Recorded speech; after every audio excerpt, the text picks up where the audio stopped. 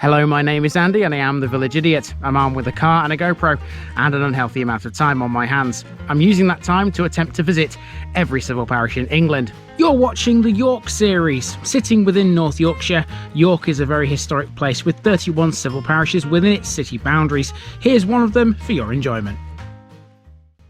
Welcome back to the city of York, everybody. Now, it's really windy today and I've struggled to find a place to record this intro that's sheltered from the wind. This hedge seems to be doing the trick though. This is on a footpath which, as you can see, leads to a road. This is a nice circular village, this one, and just at the end of this path over there, there's a war memorial which has a link to an East Riding episode. Welcome to Holtby.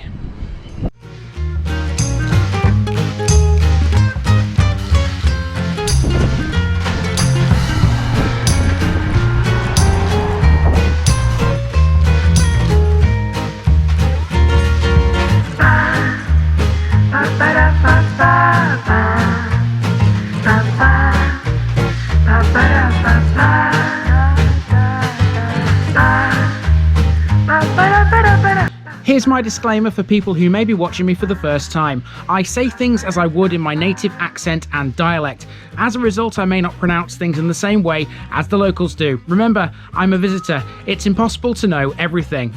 Leave me a comment, spin me a like and bash that subscribe button. Let's get to today's parish video.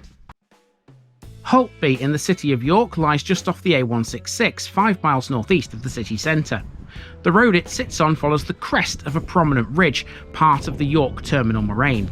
It was likely settled thanks to it being on high ground, which was once surrounded by wetlands. There's been a human settlement here for centuries, evidenced in many ways. There's an Iron Age barrow in fields to the north, which suggests pre-Roman inhabitants. The name is of Scandinavian origin. It literally means Coppice village, and that tells us the Vikings were present here. In the Domesday Book, it's recorded as Boltbei. Farming used to be a major part of life in the village. It has around 50 houses, most of which have generous gardens, ranging from the traditional cottage style to expansive lawns. It's not inaccurate to say that everywhere you look there's greenery. Trees, hedges and natural verges soften the brickwork of the cottages here. I think the village is best summed up by a line in a document I found called the Holtby Village Design Statement, which was produced by the very people who live here. It simply says, "We, the people of Holtby, think our village is a very special place. It's a typical Yorkshire village, but it also has something unique about it." After walking around this one, I find it hard to disagree with that. This is Holtby, folks. Let's get walking.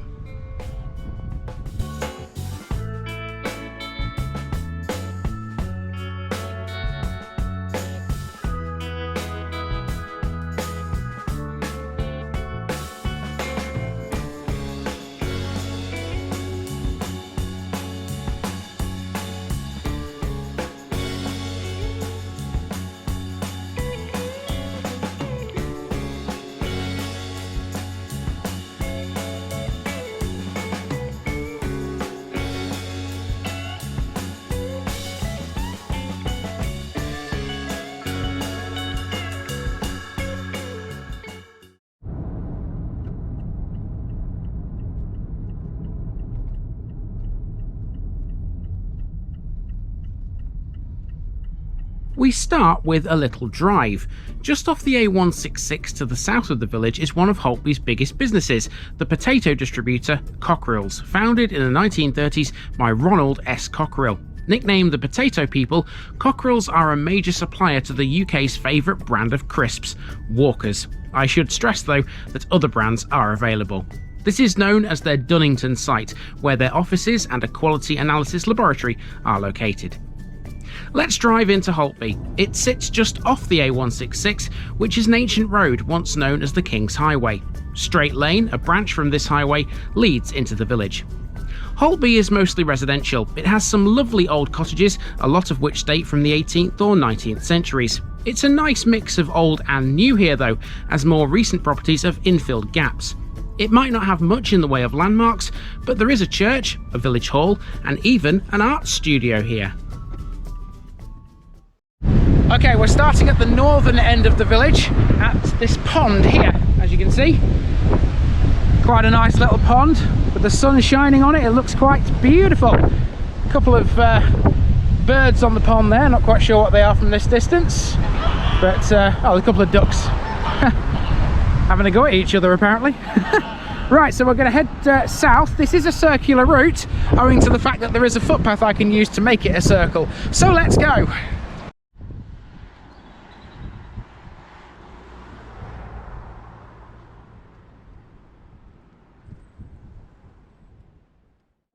Ponds are a thing in Holtby, it seems.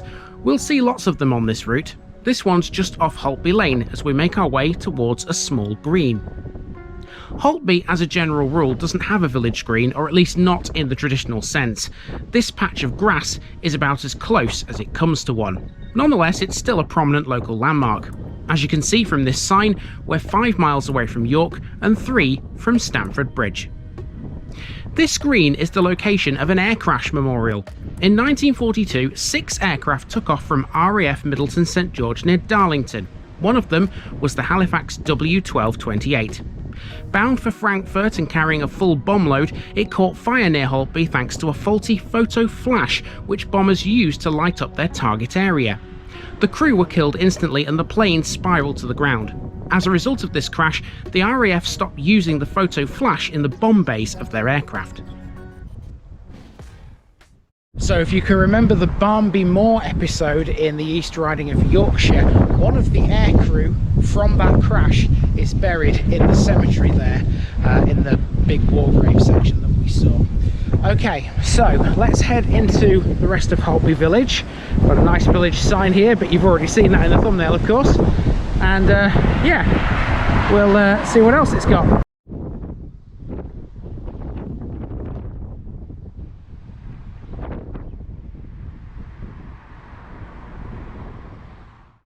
We're now on the main road through Holtby, and off it there's a series of cul-de-sacs like Church Rise.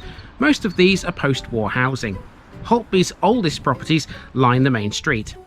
There are no commercial services within the village, no shop, no post office and no playing fields.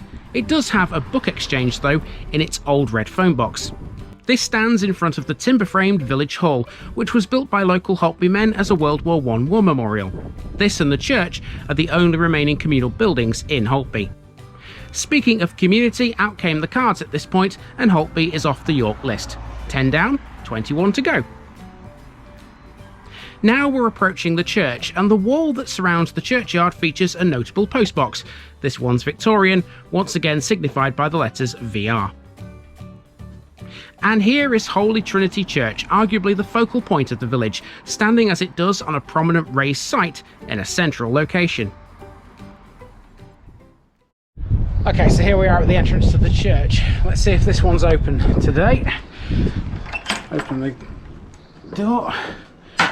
Let's see, are we open? No, we're locked. Never mind, we'll just talk about it from outside then.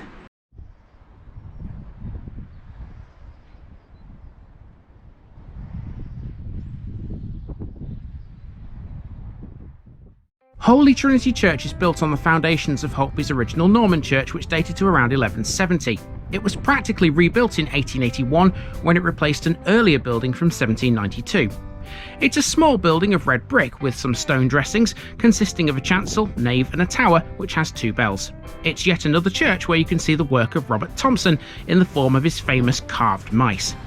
It's one of 8 listed buildings in Holtby, and surprisingly, this beautiful Georgian manor house is not one of them. This is Holtby House, and behind this is what's known as a bolt hole, a holiday let called Darcy's Cottage. Over the road is Manor Farm, and this is a listed building. Despite the name, only one working farm remains now in Holtby, but this isn't it. Lots of farm outbuildings survive elsewhere though. It's here that we find one of about half a dozen village water pumps. This is one of 2 which are boxed. Pipe water would replace these here in the 1950s. So not much in the way of landmarks really in Holtby, but plenty of picturesque little cottages and houses. It's such a nice place. I mean, I've just walked from the top of the village to the bottom. It's taken me about 20 minutes and I've enjoyed every single step. It's fantastic. I love villages like this. So let's continue. There's not much left to see, to be honest with you. From this point we're taking a right turn over there, and then it'll take us to a footpath which will run around the back of these houses and eventually end up back at the village green where the Halifax War Memorial is.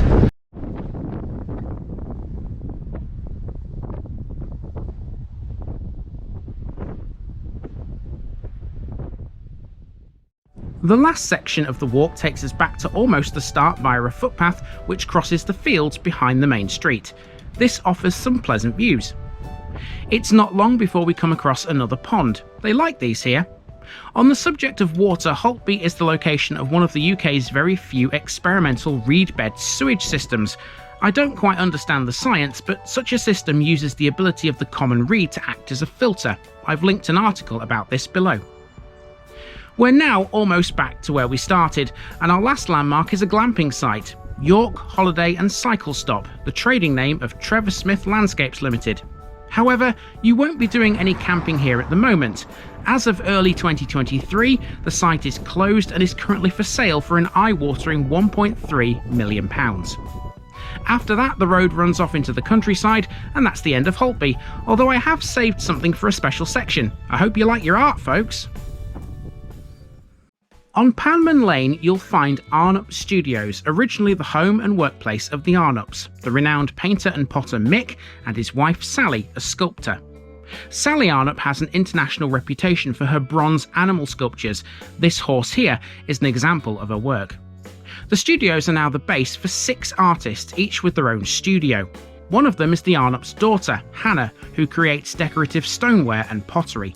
Hannah is now continuing the Arnup's creative story and divides her time between Holtby and Ballymorris Pottery, located in County Clare in Ireland. The other artists are, in no particular order, sculptor Reg Walker, painters Liz Foster, Kate Pettit and Michelle Galloway, and jewellery maker Emma Welsh.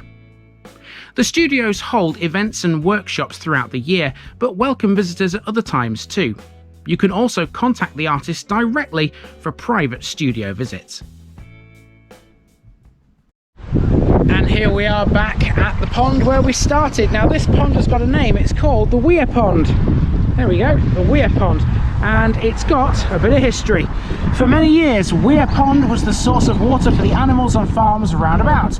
Farmers brought their carts down and drove them into the water to fill their barrels. Cattle were also taken down to drink from the pond.